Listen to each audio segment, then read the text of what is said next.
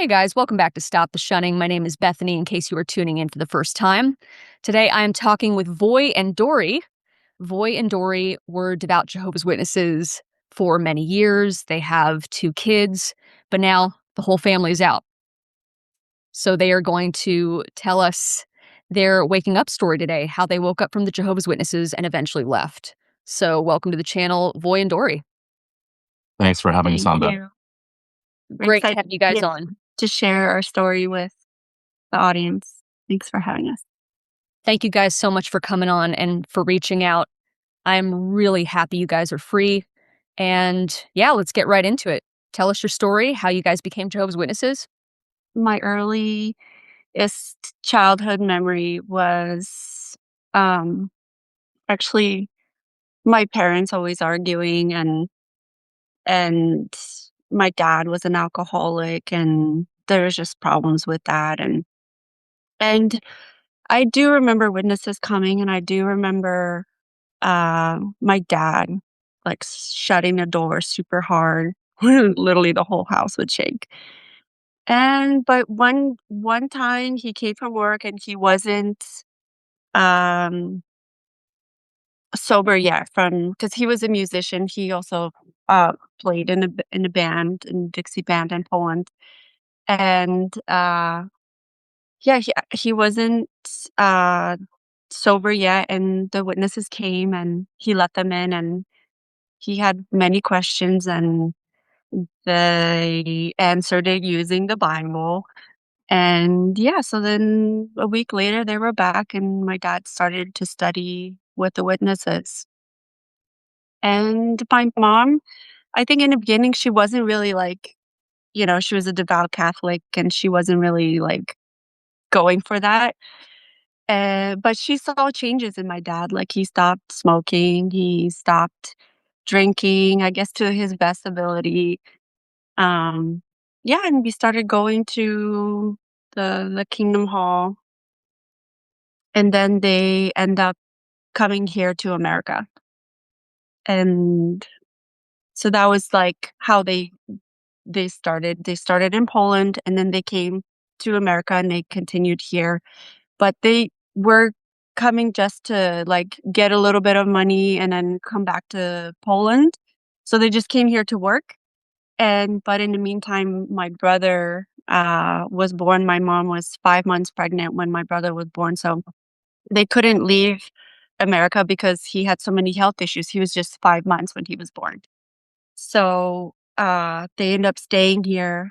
So they left when I was 7, and I didn't get to see them till I was 11. I came to America when I was 10, turning 11. Like, I was like a two days off. So for 4 years, I didn't see my parents. So like early on, I just remember going to a few meetings, and I remember my parents studying, and then they came here. And so there was like a big pause in my life when it comes to my parents. And then when I came here, like, that's when me and my sister, because it was me and my sister that stayed in Poland, and they had my brother here. Well, they didn't know that my mom was pregnant and she had him here. And then we came here and we started to go back to the meetings. And yeah, that's where how I learned about the truth. Gotcha. Gotcha. And Voy? So I'm also originally from Poland. So similar story with parents splitting. So my father left Poland to go to Germany when I was about 3 years old, and this is in early 80s or so, because of what was happening politically. So he was in the Solidarity movement, which was anti the communist government at the time. He couldn't come back to Poland because of martial law. It was until 1985, when I was 7, that my mother and I were granted asylum in the U.S. Whole big story. My granduncle was the head advisor on foreign affairs under communism to Poland's premier at the time. So there was a lot of political challenge. And here I was, 7 years old. We came to America, and my parents never really did anything religiously, but they kind of kicked me off the church to be an altar boy because they figured somebody's got to be pleasing God in the family. So people ask, nothing happened to me, but I was an altar boy in Catholic school. Hmm. I was around 12 when my parents started to study with the witnesses.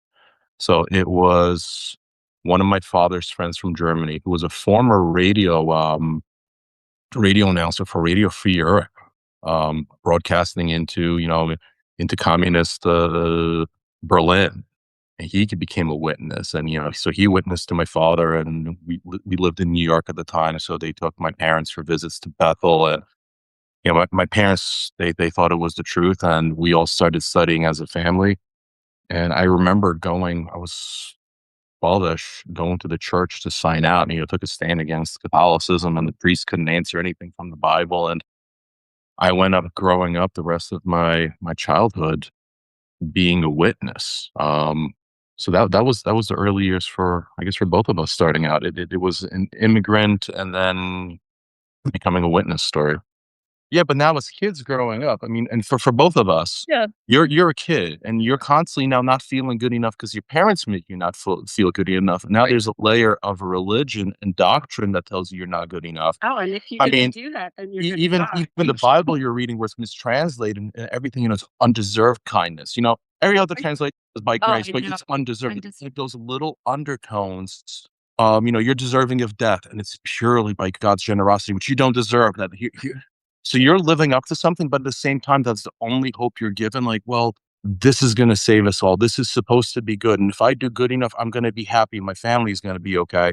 Meanwhile, that's the thing that's bleeding you to death. So yeah, add narcissist parents to a narcissistic organization. And so we started in the Polish group in Brooklyn. And then my parents and I, we moved out to Long Island and we went to an English congregation. We were in Floral Park congregation, then New Hyde Park congregation. Coming up, I felt like for the most part, I was a good kid trying to do the right thing. By the time I was like 14, 15, it was going in street work at 6 a.m. every Saturday, putting in 30, 40 hours in service time. Yeah. I was trying to do Same. the right thing, never associating with, anybody worldly. Um, Being on the straight and narrow now, life at home was terrible. Um, Fits, screaming, yelling. My parents would go to the elders with everything. I mean, I would not do my homework, and my parents would go to the elders. So the elders absolutely hated my parents. Um, there were divisions in that hall. Actually, eventually, the congregation we were in were split up by the branch. They came in to remove like half the elders, and it was a whole big mess. Um, when I was 20, I couldn't take it anymore. And what I'll just say is the reason I'm tattooed up pretty heavily is to cover scars up. And I went through everything being covered up. There was no spiritual help. It was, do you need to get this fellowship for this? Are you not going to talk about it? Um, that was, I don't even have words to put to that. It was a miserable point in my life. Everything was falling apart. And that's when I went and met my son's mother. And I fell into another terrible situation because that was an escape out of what was so bad. And I always wanted a family, my own kids to be able to have a calm, loving home. And I was 21 when I got married, 22, 23 when I had a baby on the way. And I always say that my son saved me at the time because that gave me a reason to do things right. There's this other human being to do everything for. Being inactive, my son's mother wanted to not be a witness anymore. She was new in the organization, and she never really believed it. So I started going back to the hall, and I remember taking my son when he was little. I mean, still in diapers, barely talking, and he was so happy because he was getting attention from people. And I thought this has got to be like God's Holy Spirit. And there I went back, vulnerable, not knowing what to do in life, and I'm going back to the hall. So it was around a similar time when I had been coming back with my son, just past divorce, and Dory just started going back to meetings that Okay. we came across Yeah. each other. So here's And drum roll. Oh, We came across each other on jwmatch.com. yeah. That's where we met, on jwmatch.com. But our families had known of each other because we both have Polish backgrounds. So when we started talking, Dory mentioned me to her sister, and her sister's like, "Oh, I know Wojtek." Yeah. Oh, that's funny. And my parents, Yeah. her parents were, so it was almost like, okay, we don't have to tell anybody we met online. Yeah. Our We're families we see have each other. similar friends. So you could say we got evenly yoked because we were Oh, for spiritually at our bottom at that time. We were like the inactives that just came back damaged, and we were so mercifully being accepted back. Besides going in service and going to the meetings, I did have my little handicapped brother. I feel like my childhood sucked completely because I had this handicapped brother.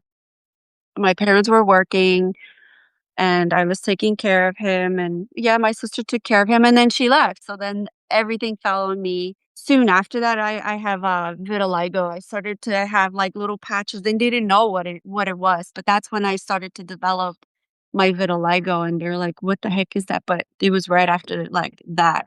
Yeah, incredibly stressful for a child. It really takes a toll on you. It takes a toll on you emotionally, physically, mentally. Yeah. So fast forward to you guys are together. When did you guys get married?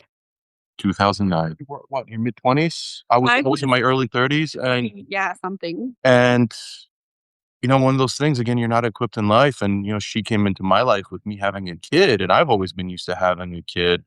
So, moving forward through our marriage, there were It was there a were challenge it was because challenge. I was just finished taking care of my brother. I mean, I've always took care of my brother.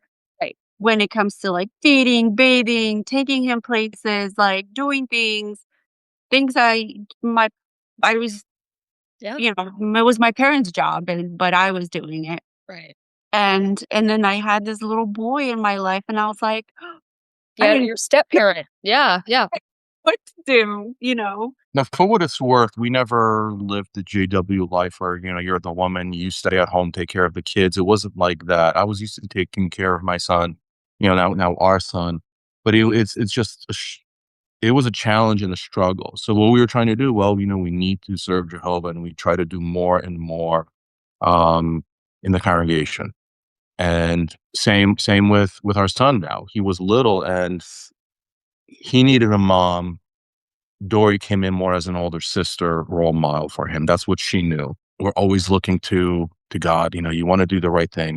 Put the hope first. Put the congregation first. Yes. So we progressed from just coming back being inactive and being damaged goods to. So well, actually, before getting into that, we ended up having our daughter. Business ended up going really well. We got a house, and we progressed through in the congregation. How would you describe yourselves as a newly married, witness couple coming back to Jehovah? So when we had our daughter, um, and now Dory's able to not have to work, and we are in a house, we were in a congregation. We ended up in a congregation where my son had friends his age, and with we have what we thought was the community.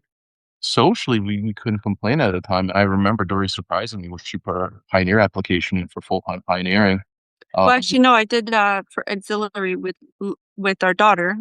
Well, yeah, you worked up to it, but when you put your full-time pioneer application in, I remember being jolted because I always thought of ourselves like we're not good enough for coming back from bottom of the barrel. I'm like, oh my gosh, my wife's gonna pioneer.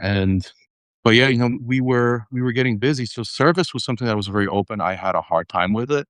You're doing mental gymnastics. Well, what people reject it, they don't accept it, and it's the truth though. Well, how do you convince somebody it's the truth? And it really wasn't convincing. So I ended up doing more work on the volunteer side with LBC, helping with conventions with AV every year. Um, Worked We international convention one time. I remember David Splain was right there. I got to meet David Splain right there and talking about doing this great work. Can you explain to the audience who can you That's can yeah. you explain to the audience?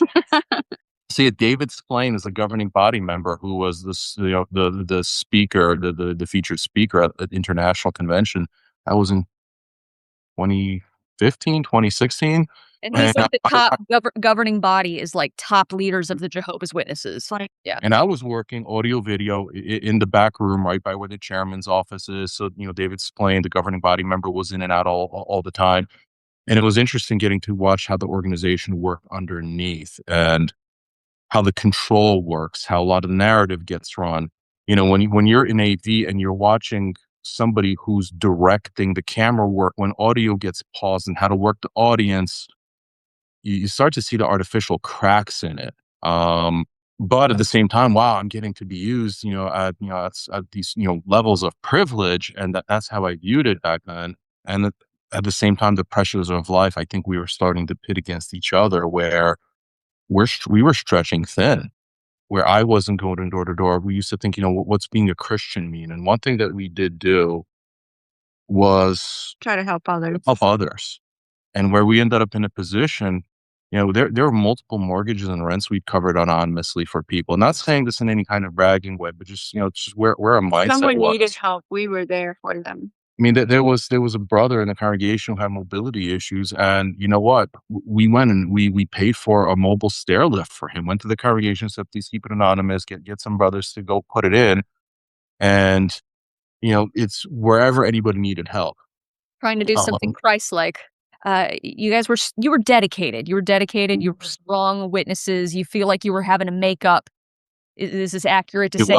Absolutely, Yeah, yeah. making up for lost time. You're not good enough. Trying to get right in the eyes of God, in the eyes of Jehovah. And what was this? What kind of toll was this? Was it taking a toll on your self-esteem or how you felt about yourself? Did you feel pretty good, or do you feel like you ever caught up to being good enough? Because you'd mentioned that earlier. Right when you're in the thick of it. So with me, I remember I was never getting appointed for the longest time. The perception was we weren't the kind of sheep that would just lay over and follow everything. We thought we're doing enthusiastic and be helping others and being involved. I think I was never viewed as pliable enough. So it took until 2018 or so where the circuit overseer said, "Well, I don't want to know who do you want to appoint as a servant? Why aren't you appointing these brothers as servants?" And I remember I was appointed as a servant. It was around the same time I started pioneering, full time pioneering while running a business. Um, that absolutely almost drove me to the ground. So now I'm doing, the 70 hours a month. I'm working full time, taking care of a family. Dory's pioneering. It's stressing us where now we're not getting along. And I pioneered all the way up until I got COVID really bad, late 2019, before COVID really, really hit. But that put me out. And I remember stopping pioneering so I could have enough time to get back on the list later. Yeah, I mean, our marriage was stressed. Our son, who was in his late teens at the time, he's dealing with teenage stuff and he's stressed, and we're encouraging him to do more because, if you do things right by Jehovah, so it's always going to work out for you. Should pray a little more. Now our daughter's older and she's having social issues where we'd have a conversation regularly. I thought these are supposed, regarding other kids, these are supposed to be little brothers and sisters. Why are they acting like that? How come their parents aren't, these are supposed to be Christian kids? And now we're having conversations with our daughter, oh, be forgiving, give people benefit of that, and all good life skills. But we're starting to teach her of putting herself second, put others first. And I think those were some of the cracks that started to happen. Yeah, for sure. Yeah, so that was gonna be my next question to you is like what you guys had this witness life, you're stressed out, and it's with I'll just say it, Jehovah's Witnesses are a cult. They are some people like to use the term high control group. I feel like cult lands more because you have to kind of be in the ex-cult space or in self-help or psychology. This is just my 2 cents. High control group, we use that and it's an accurate statement. But if people don't apply the term cult to Jehovah's Witnesses, they're less likely to pay attention to them. It's very easy to laugh them off. And my point in bringing that up is that in a cult, it's very time consuming. You're not allowed to have an identity, hobbies, anything to yourself. It's all about, like you said, the group, and you are second. Yeah. So you're obviously living this very devout lifestyle. You're not happy because that's a thing that a cult will promise too is happiness. We have the way, we have the path. Jehovah's Witnesses, we have the best life ever. Clearly you're miserable. All right. Yeah. So what is moving this along a little bit? The tipping point. I had just been in Utah for the first time with my son in 2019. I took him out here hiking on his high school graduation trip. I fell in love with it. And, I had an opportunity also to travel a good amount of the country with my... Look at that view. I mean, yeah, we have right over that way is Zion is 10 minutes away.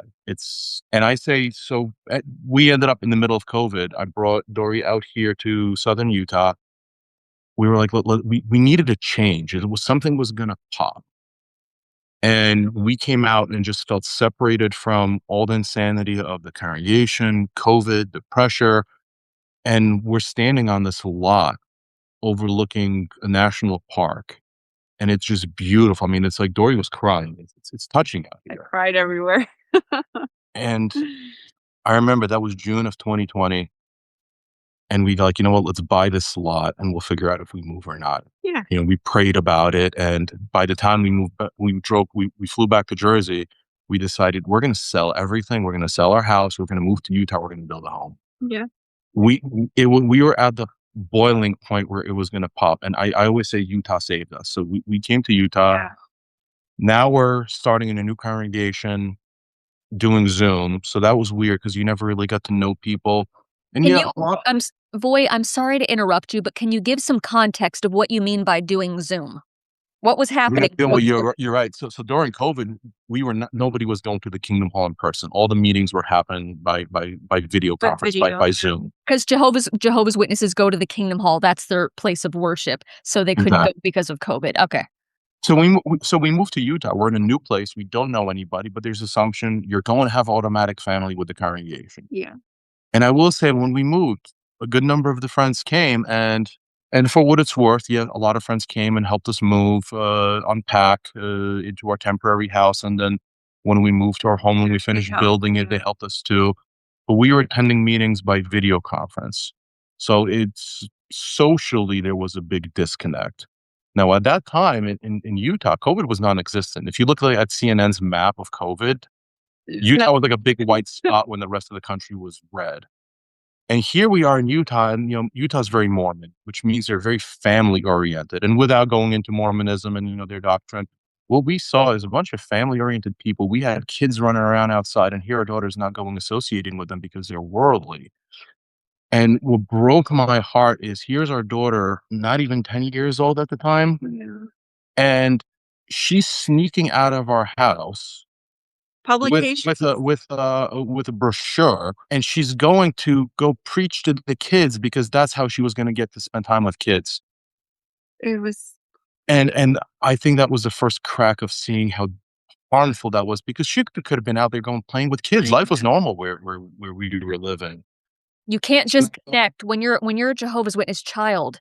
You can't you're taught that the outside world, worldly people, are dangerous, and that includes your classmates and kids your age. It's not just grown-ups are dangerous, but yeah, you're taught that from a young age. So and she started homeschooling through COVID. Sad. Yeah, and she was homeschooled too at the time. We started. We felt that it's better to homeschool her, and that way she's not associating with the world and the witness logic. Yeah. So the other thing that we also did when we moved to Utah is, now we're starting to worry about Dory's parents, because they're getting older, and they're not financially sickly too, and they're not financially responsible because they're waiting for Armageddon. Yeah. So we actually bought a second house in Utah as a disaster plan in case their stuff blew up, so we would have a place to put them up. Yeah. So around that time, our son also said, hey, you know what? While you have this house, can I rent from you guys? So he actually ended up moving into our home, and he moved out, which worked out for him in a lot of ways. But he wanted his independence. And now we ended up in this dynamic where, now looking back, for several years, he was staying in it just because he didn't want to lose his family. And we had no idea. When you say he was afraid of losing his family, elaborate, please, because somebody might be watching this. They don't understand Jehovah's Witness culture. Yeah, so here's where you really get at to where we're going as a family. If you're a Jehovah's Witness, if you either commit wrongdoing where the congregation and the elders remove you, you lose your entire social structure, your family. We lose everyone. Nobody's going to talk to you. Nobody's going to associate with you.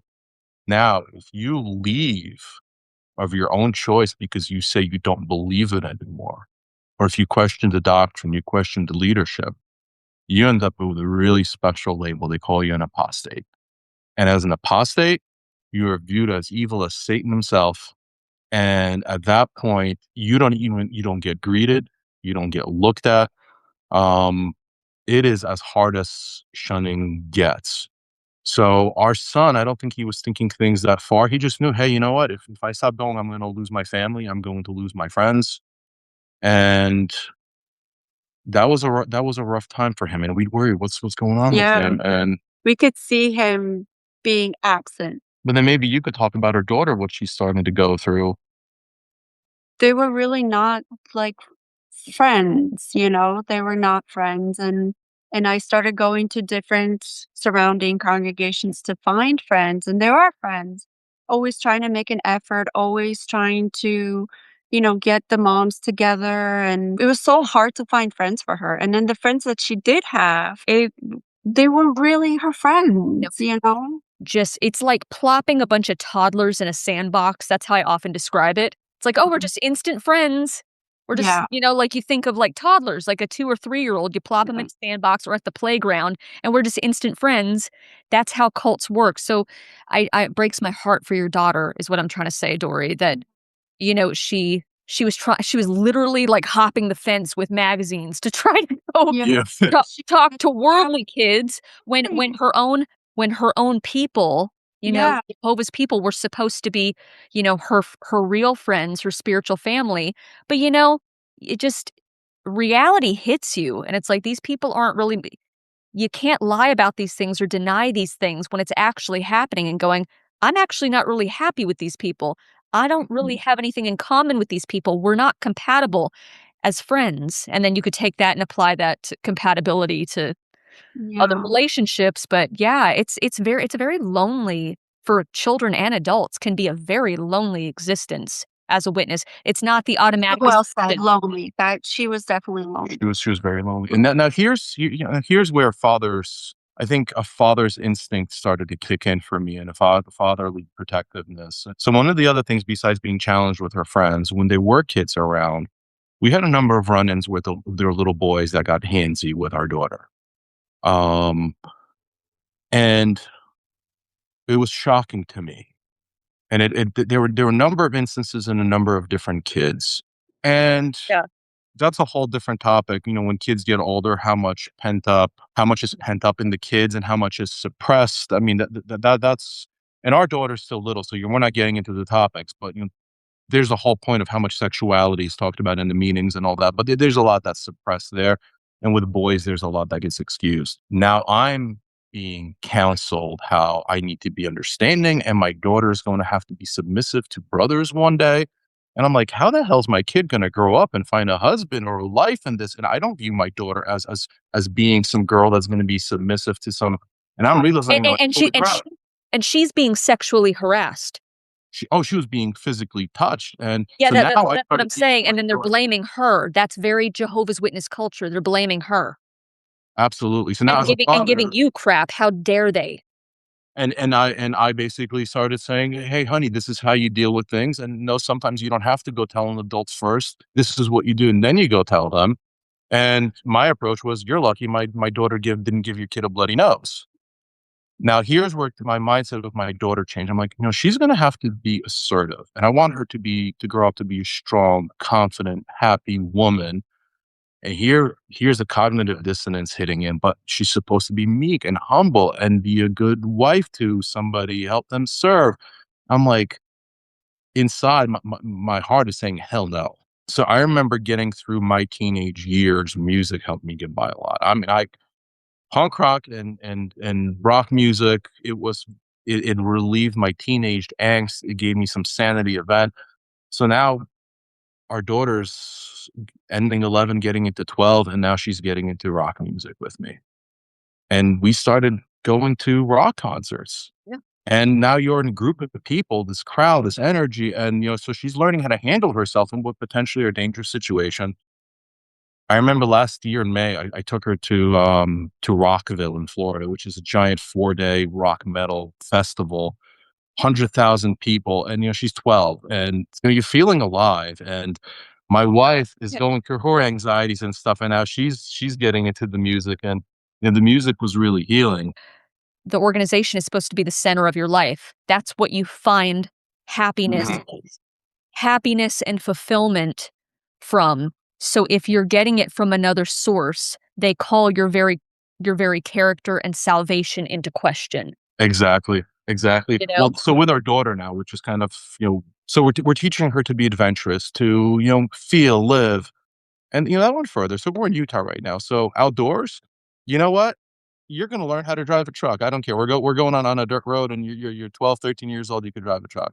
At 12 years old, our daughter started taking flying lessons. She wants to be a pilot. No, I think this is earlier. She's like 11 or 10. She's Oh, been no, you're right. She's been flying been since flying. 11. So our daughter right now at Okay. 13, she knows how to fly an airplane. She could get in a plane, do everything by herself, take off, fly to a destination, land. Yeah. Now we're in a congregation where we have women have a hard time saying sisters anymore. Yeah. We have sisters in the congregation telling her, "Oh, but you're not putting Jehovah first. You can't be a pilot. Why are you doing that? But you're gonna need a plane. You need to focus on going to Bethel and It's field expensive. service."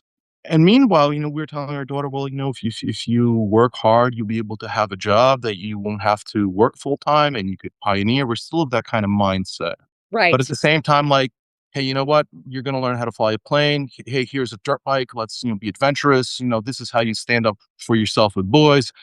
And we're going completely against the grain of JW culture. I think it's JW culture against the JW culture, and also we wanted to give her what we didn't have as kids, and we wanted to make sure that she has what we didn't have, because our childhood sucked. Like I didn't do anything as a child. I mean, yeah, we went to like the Polish gathering that we had, but I didn't go on vacation. I didn't do anything extracurricular. It was just terrible. So we wanted to make sure that our kids had the opposite. While we are Very now loving going of you. directly. Yeah. We appreciate that. It's At the same time, we're going against Jehovah's Witness culture, and now we're at this collision course, and socially there's impact. At the same time, our marital challenges that we had as our daughter is blossoming. I feel like Dory started to realize her potential, and she's getting uplifted, and she's going from vicariously living through her daughter to living her life. And our relationship, I mean, we start getting closer. And I think I started to realize a lot more than just started to realize things about my life, about my childhood, about my parents, about our dynamic. I just saw that it was not okay. My life was not okay prior, even to the point before we left. Like I was like, this is not okay. It's not okay. kind of like So the wheels are starting to turn. Yeah, The like wheels are starting something to is turn. wrong. Okay. Yeah. So this gets us up to the point where after this thing started to crack. Got the cognitive dissonance. The wheels are turning. We've talked about that. Tell us your waking up story. How did you end up officially leaving the Jehovah's Witnesses? Wow. So I think for me, it's definitely like a gradual thing for me. And there was like a watchtower here and then a watchtower there, or public talk or something during a midweek meeting that I saw. And I was like, that doesn't sound right. And then I was in New Jersey, actually, like a final thing. I was in New Jersey visiting my parents. And there was a meeting, a Sunday meeting that we went to, and there was a watchtower there that was like, okay, that something's like that doesn't sound right.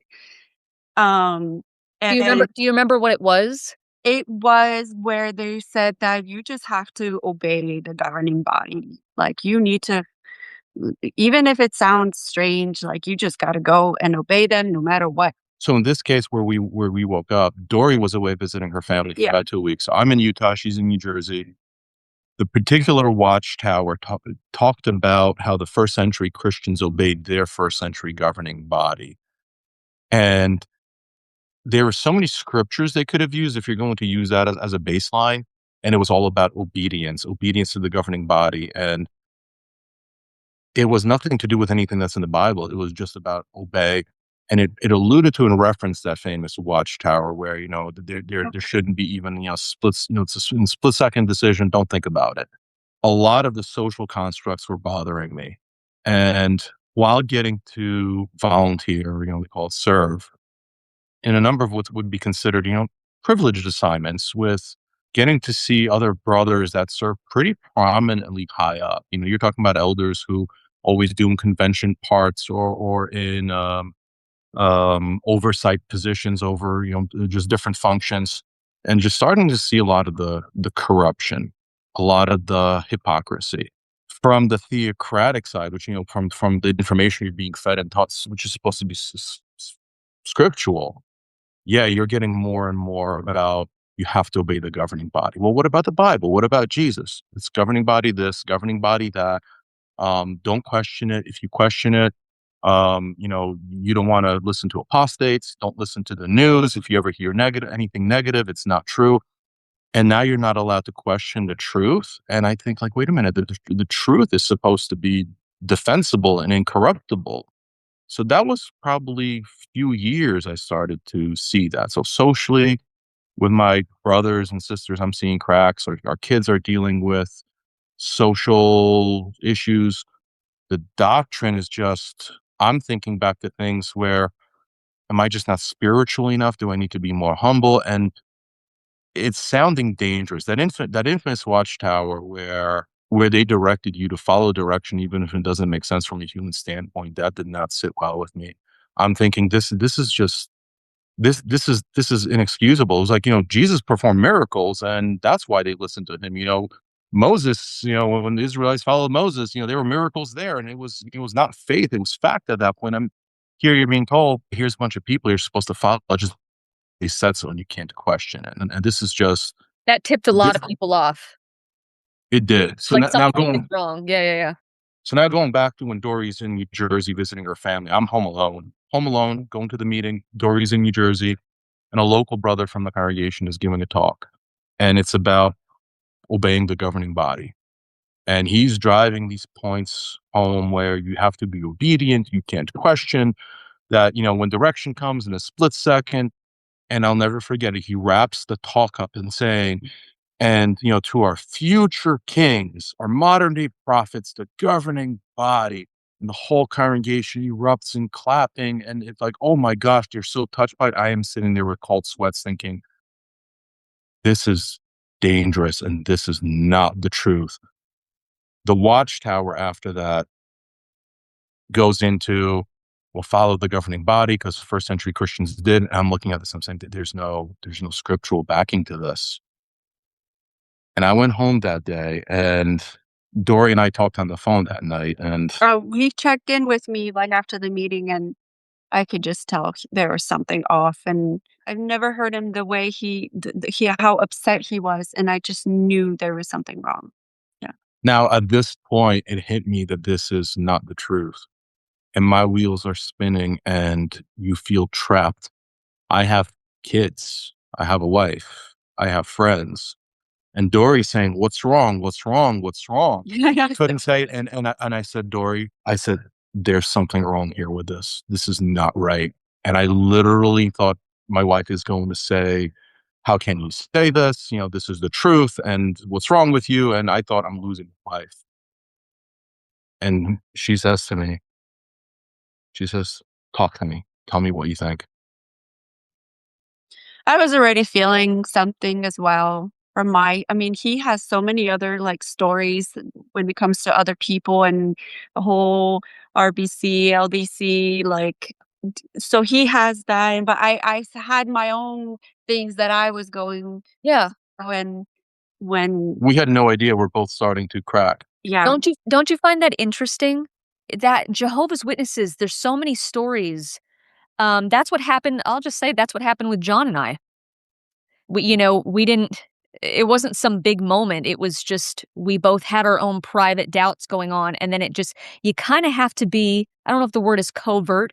You kind of have to test the waters a little bit with your spouse Mhm.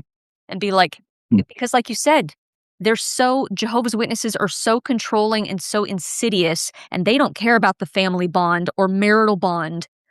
It is dedication, they say to Jehovah, quote Jehovah, but it's Yeah. to the organization and to your leadership. So if you are having doubts, family members don't matter, your spouse doesn't matter. That's a scary moment because you think you're gonna lose your loved ones. You do, and you're gonna Lost have your a whole life. community backing the one person. So in my mind, when I Yeah. told Dory, "There's something wrong here," I don't think I ever told you that this is what hit me. I remember my son's mother saying she's leaving, she doesn't believe it, and I remember the support I got when I was coming back from the elders. Mhm. And now I'm picturing gonna be on the other side of this, and I'm the apostate. It's like there's so much that goes through your head when it hits you, it's like an avalanche. So now that we know we're both open about questioning it, Yeah. one thing we didn't do, we didn't look at any apostate websites. We Just didn't know there's a community because we don't wanna be influenced by anything. Yeah. Now right. what we did do is, well, so how do you go researching? Well, it's interesting because you find when you search Jehovah's Witness publications on the website, the search is very biased. You can't find much. But we have this wonderful thing called AI now. So I'm going to like Grok, Right. always using ChatGPT, and it was like, find me articles about what direction the governing body gives on obedience. And boom, there it all is. And here's all the videos. And it's like, holy crap, we're going down this rabbit hole. And I think it took us, by the time Dory came back from New Jersey, which was week later, we knew this isn't adding up. And it's like, what do we do? So we wanted to be sure, and we researched it deeper, and we started keeping this notes file. All these video clips of, hey, this is, your modern day prophets to listen, like, or the infamous video where you have a governing body helper saying, listening to the governing body is like obeying the voice of Christ. Just these blasphemous things that are shocking us. Going back to the direction they were giving during COVID, that's a whole different topic. I mean, we could go into. I'll forever feel guilty about convincing my wife to get, because she has autoimmune, and I talked her to getting vaccinated, which really triggered her autoimmune. But that was because the governing body was pushing it. That's a whole other yeah, that's a whole other thing. Um, But anyway, where we got to is we're putting together a document for us, a research document of videos. Everything is referenced to Watchtower articles, publications, scriptures. Now we start getting into where they falsely translated things and the mistranslations. And we got to the point where we know we're leaving. And well, how are we going to do it? So we're at the point where we know we have to leave this. And now we're thinking, well, what about the kids? What are they going to think? What if our daughter wants to stay? What if our son wants to stay? Um, it's heavy. we ended up bringing, I started to bring things up to our son. Going back to the music thing, we were in Salt Lake for a Bad Religion concert, punk rock show. This is a band that got me through my teenage years. I'm taking my kids to see Bad Religion. Now, my Bad Religion was like, oh, that's all the false religion. And now here I'm on the other end of it. Like, this is, so we're coming out of a Bad Religion concert. How apropos. Exactly. And I brought up something about the governing body to my son, and I went through the whole feeling each other out. And he's kind of terrified to let me know what he thinks. But he's like, holy shit, dad's questioning it. It didn't take long to realize he's on the same page as us. We went through the same thing with our daughter. She had a breakdown, an anxiety breakdown over something that was happening socially. And we said, honey, we're not going to be doing this anymore. And the sense of relief that child had, oh my gosh, like what a mix of feelings. So one, we know our family unit is together, and that was a sense of unity. And Dory and I had a sense of oneness as a couple at that point where you had that security. Like you mentioned with John, that was me, and I think Dory too, your whole worldview. But it wasn't from the organization; it was your relationship with God, what's good, how you view the world, what you hope for.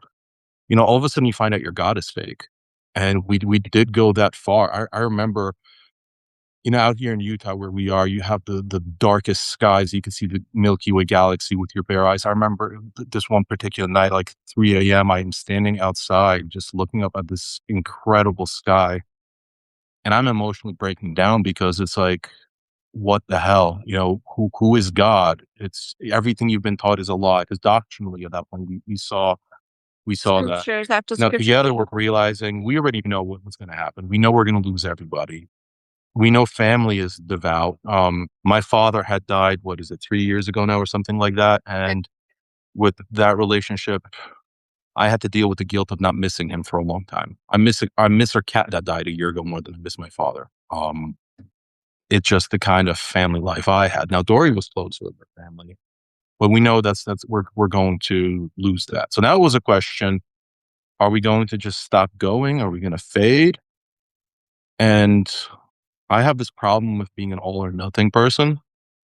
I remember asking Dori, I'm like, are we going to fade, or do you want to step in front of a bus with me? Step in front of the bus. And we were gonna take the. After learning that, like, how do you just fade away from that? Like, you need to take a stand and be like, that is wrong. And our son, same thing. He said, I'm getting in front of the bus with you. I'm sorry to say it, but we took the fuck you approach on this. We did. So I squeezed out through this process 1 or 2 more meetings, not to raise too many eyebrows. It was absolutely painful. Yeah. It's like you have the blinders taken off and you see it. And we had 2 elders come visit us. We told them we're having some challenges and we need to just discuss a few things. So one of the elders was somebody who I considered as being a genuine, warm, good person. I valued him as a personal friend. And another one we had is an old timer who would be typically thought of as somebody who would have deep scriptural doctrinal knowledge. And we presented our research to them. We went down through playing videos to them of the governing body, of the morning worships, of some of the parts from the broadcast that they have, and then bringing up scriptures against it. We prefaced it with the scriptures that say, hey, you do need to make sure of all things and question things and analyze them. So, we set that scriptural precedent for that. And then we went into doctrine. They absolutely had not a single rebuttal, not a single scripture. The one brother who wasn't as well scripturally versed was absolutely shocked. And he at one point he said, well, if that was the case, that really wouldn't be good. Well, yeah, it's not good. You're being shown the lies. We went into the child abuse cover up and, the responses with that. I even went into their financials and their structure as an organization with the money thing and the fraud. Same thing, that they had no rebuttal to it. We ended that, what was it, a little over an hour meeting at our house with those 2 elders with laying down an accusation of apostasy against the governing body. And then being the Antichrist. And then being an Antichrist, and then just showed them the scripture. I'm like, this is how we feel. And they said, well, we can't do anything with that. And I said, well, based on your direction, sounds like you got to go back to the rest of the elder body and you got to do what you got to do. Next week, so our meeting would typically be on Tuesday. Going into a week later, my son gets a video sent to him by a friend of his from New Jersey of us getting disfellowshipped. All 4 of us being removed from the congregation that Tuesday without a committee, without anybody contacting us. They went that far to remove us.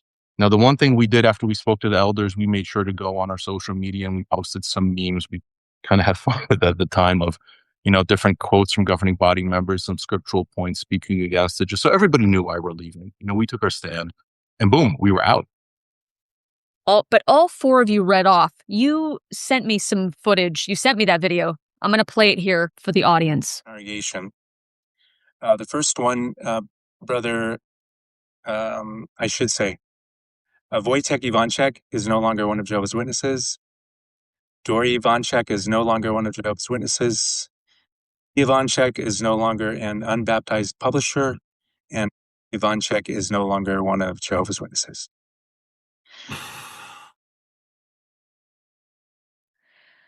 That is absolutely insane. And to do that with your kids, to have their names read off, I wish I could say I was surprised, but that's Jehovah's Witnesses for you, this public humiliation ritual, and they just want you to feel shame. And people, the whole shunning thing, they don't get it, quote, get it, unless they've lived through it. It is a traumatic thing. I'm sorry you guys went through that, but you were incredibly brave. What happened? I guess my next question is, what happened with your families? What did the fallout look like? Before we approached the elders, I did send my mom some things, and I sent I primarily sent it to my mom, so she could just see for herself, It was just links to their publications and yeah, some that's what it was. scriptures and Links to the publications, just highlighted, or I did a screenshot in a link so that way she could see where I'm getting it from. And yeah, she was just like, "I don't want you to sending this to me anymore." She didn't wanna hear it. She didn't wanna see it. Yeah, their cognitive dissonance was definitely kicking in for sure. We didn't know we were getting, announced. Somehow she knew. She ended up logging in to that meeting. That video that you have was taken by my own mother, and she sent it to people. So what we found out later is the elders and some of their wives in our congregation went on a campaign to contact everybody they thought that we knew across the country to make sure that either they were able to watch us get removed or had that forwarded to them. So you're talking about all of our friends, They even contacted our people that were not witnesses. yes, yes. We had our non-witness people contact us and say, "Hey, is everything okay?" There's It's some sad strange messages that I got. this is sadistic. It was. So now our daughter had kids 12, 13 years old call her or text her, say, "Hey, I'm gonna be really busy. I won't be able to talk to you from here on out." And, watch her daughter lose all her friends. We knew we were losing all our friends. Our son went through, I think he was hopeful some of his friends would stick around as his friends, and, he went through losing all of his friends. Um, it's rough, you're going into this, but your whole world your whole prior world just absolutely ends like hitting a brick wall. And the amount of hatred that is also exercised towards you, the amount of rumors that go around you, and it's happening because you're in it on the other side. It's just you're getting a different perspective on it. There's no dignity when you leave Jehovah's Witnesses or kicked out or whatever the thing is. So What that happened wasn't the end of it for us, especially for Dory. I was gonna say, what happened with you said something happened with your mother Yeah, she, that point forward.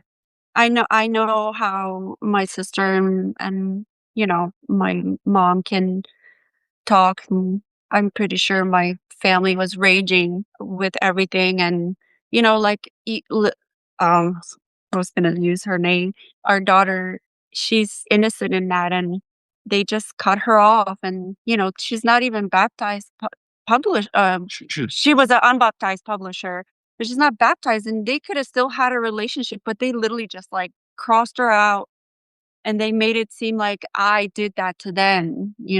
That's so sick. And my mom ended up, um, going to the hospital. She had, I guess, chest pains, and she couldn't breathe, and they admitted her, and that day, she ended up passing away. She died. But she died because she had internal bleeding. On top of her, they think that she had a heart attack. She had internal bleeding and she didn't take blood, so she ended up dying. So now Dory's family openly goes around telling people, both witness and non, that Dory killed her mother by us leaving. Yeah, that I Um, caused this, and that's why she died. so we look at this now, and basically the cult ended up killing one of their own, both by their hatred for what they view as apostates and their by own blood doctrine. Dory, I'm so sorry. So that's 6 months ago. I know, and for whatever it's worth, you didn't deserve that. It's absolutely sadistic, evil, selfish, what they do to families. Now, the last time we had contact with family, I was in New Jersey about a month ago, actually, maybe not even. And I went to visit my father-in-law, and my intention was to talk to him about his daughter, his granddaughter. And if he understands, the pain they've been through and what they've dealt with. And he answered the door with just absolute disgust. And I said, you know, your daughter and your granddaughter, they've been through so much pain and so much rejection. And he was acted shocked. He's like, "What do you mean? What kind of pain? What happened to them?" And I said to him, "If you'd like, we can talk about it. I could tell you how they felt." And he just said, "I don't want to know. I don't care." and shut the door as he threatened to call the police on me. I told him what I needed to tell him. I didn't care if it was angry at that point, and that was it. But it's just this absolute disdain and hatred for anybody that goes against it. And you look at somebody like that, they're so invested in it. Here's a man who does not prepare for his future, for his older age. We Armageddon were is trying to the prepare for he's got. You know, to this Just day, I just don't the think he utter even knows we actually had a whole house ready for him if he needed it. And Yeah. yeah. um, They just strips you of your humanity, just basic human decency. How they treated you guys, how your family responded.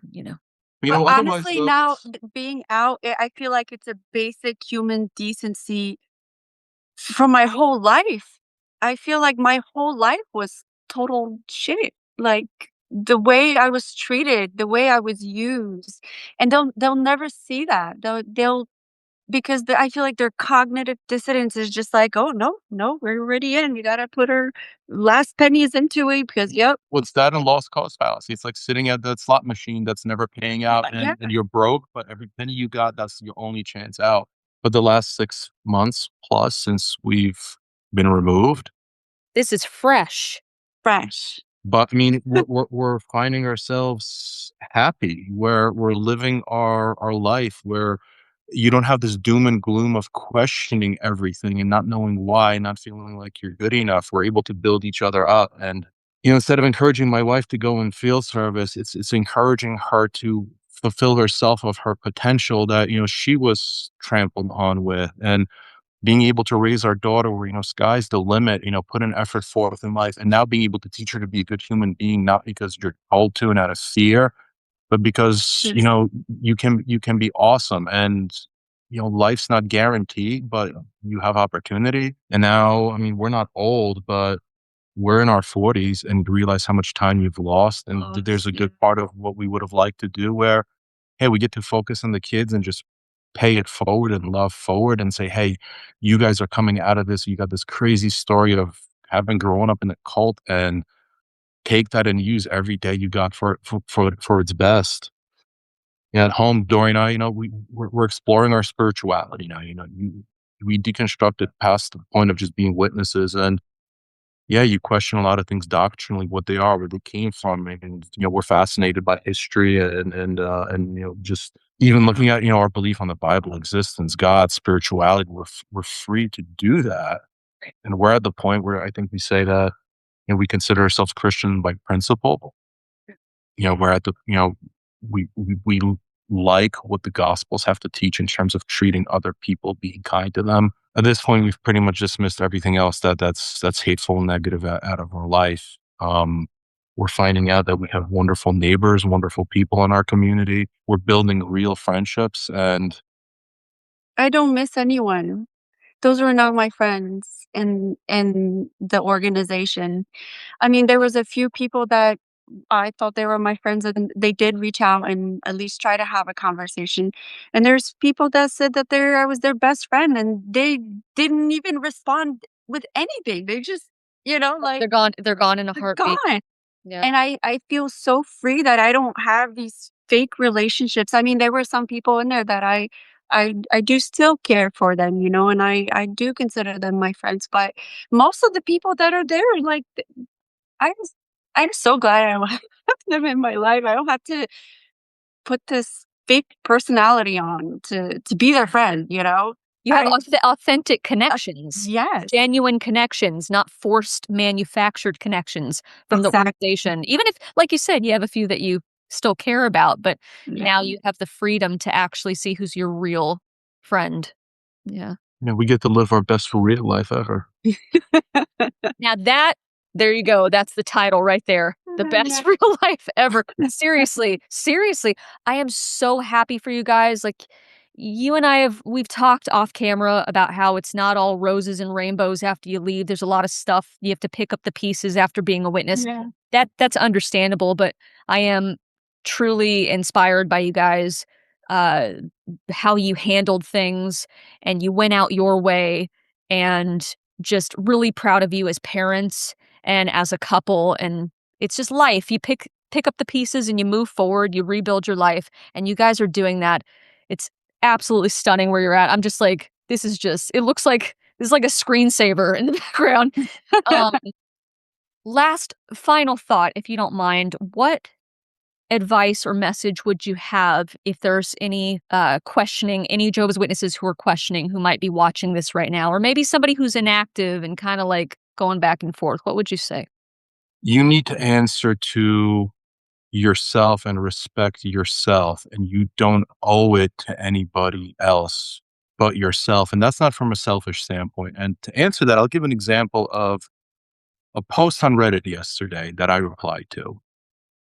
And in this case, this was what I take as a teenage girl who realized she's in a cult, and also realized that has two siblings who are leaving the cult. And she was thinking of staying so as not to disappoint her parents and making them think they failed. And my comment back to that was, your parents did fail. They raised you in a cult, and they were the ones being disrespectful, and you need to live your best life. And you don't owe your life for somebody else's sense of well-being. And I think a lot of people, especially starting out, to question or to see that there's something wrong with it, there's that guilt, and you're trapped by putting others first. And as a Jehovah's Witness, you're never taught how to treat people. You're taught, if somebody treats you bad, this is how you go to them and you forgive them. And it's always about being subservient to others, putting your needs last, and ultimately it's benefiting a cult and a high control group, what it is. And it's not selfish to put yourself first.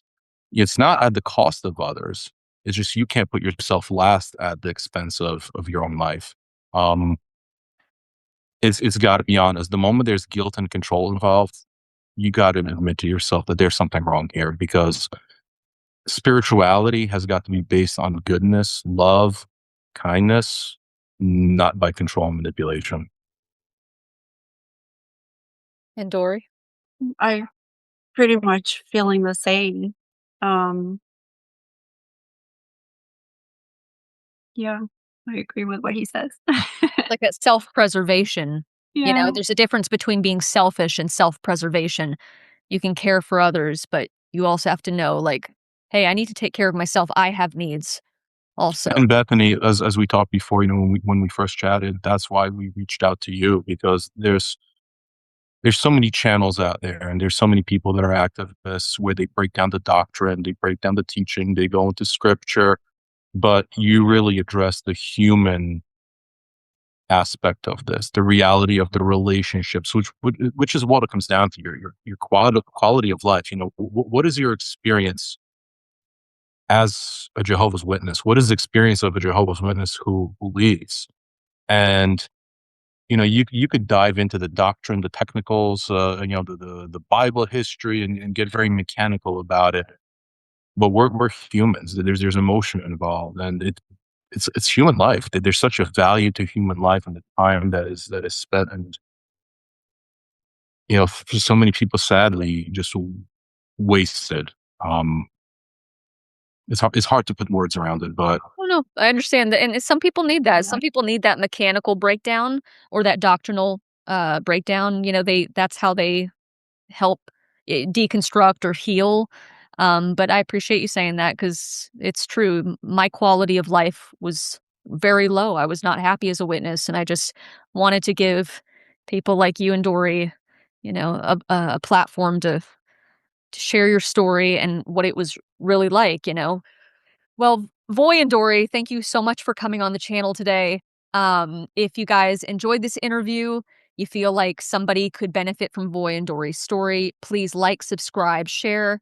Thank you guys again for everything. I wish you all the best. I know a lot of people watching this are also going to be able to relate to your story and possibly be inspired to finally leave. A lot of PMOs out there, physically and mentally out, that are possibly watching this. So again, thanks for tuning in, and I'll see you guys next time. Bye. I bet.